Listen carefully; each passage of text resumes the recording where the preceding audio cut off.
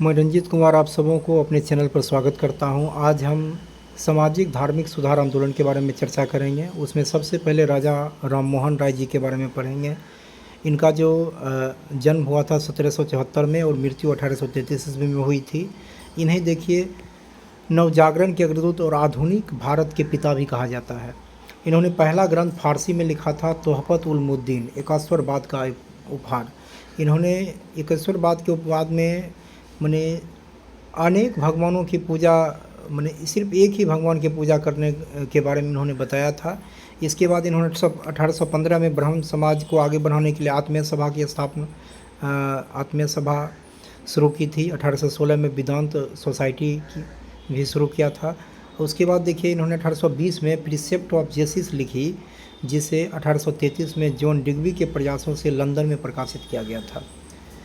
अब देखिए 1828 में ब्रह्म सभा हिंदू धर्म में सुधार लाने के लिए 1828 में हिंदू धर्म में सुधार लाने के लिए इन्होंने क्या किए, ब्रह्म सभा की स्थापना की थी।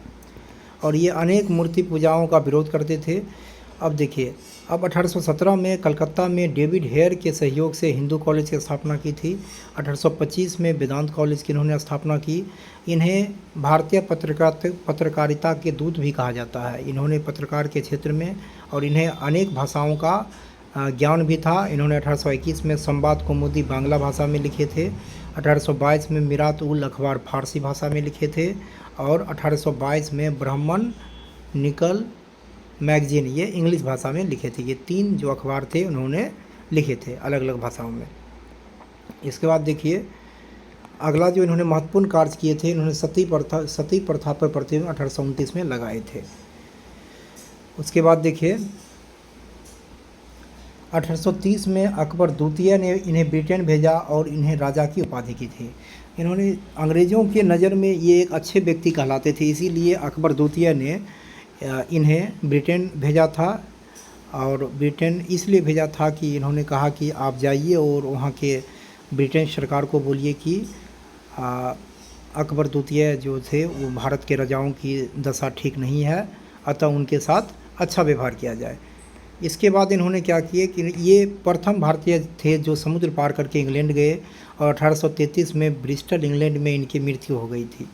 जब ये 1830 में ये इंग्लैंड गए थे और 1833 में इनकी मृत्यु हो गई थी, तो 1830 से 33 तक ब्रह्म समाज का जो देखरेख था वो रामचंद्र बगीश को दिया गया था। जब 1833 में इनकी मृत्यु हो जाती है तो मृत्यु के पश्चात ब्रह्म समाज द्वारिकानाथ जी के हाथों में सौंप दिया गया। फिर 1833 के बाद ब्रह्म समाज देवेंद्र नाथ टाइगर जी के हाथों में सौंपा गया। इन्होंने अपने कार्यकाल में केशव चंद्र सेन को आचार्य का पद दिया। लेकिन आगे चल के क्या हुआ कि ब्रह्म समाज फिर आगे बढ़ गया और केशव चंद्र सेन जी ये इन्होंने क्या किया, ब्रह्म समाज का विस्तार किया। 1865 में ब्रह्म समाज 2 भागों में बट गया था, एक ब्रह्म सभा, एक हो गया आदि ब्रह्म समाज। ब्रह्म समाज जो थे उनके जो हेड थे देवेंद्र नाथ टाइगर जी थे और आदि ब्रह्म समाज उनके जो हेड थे वो केशव चंद्र सेन जी थे। केशव चंद्र सेन ब्रह्म समाज एक्ट पारित करवाया, परंतु क्या हुआ कि 1872 में इन्होंने 12 वर्षीय पुत्री का विवाह करने के कारण पुनः ब्रह्म समाज फिर आगे बढ़ गया। इसी प्रकार बढ़ते बढ़ते इतना खंडों में बढ़ गया कि पुनः उसको जोड़ना संभव नहीं हो पाया। क्योंकि देखिए ब्रह्म समाज इसीलिए टूटा 1878 में, क्योंकि ब्रह्म समाज जिस चीज़ का विरोध करता था वही चीज़ खुद उनके जो हेड थे वो कर बैठे। क्योंकि उन्होंने 1878 में 12 वर्षीय पुत्री का विवाह किया, जो कि बाल विवाह को ब्रह्म समाज नहीं मानते थे। आज का वीडियो यहीं तक।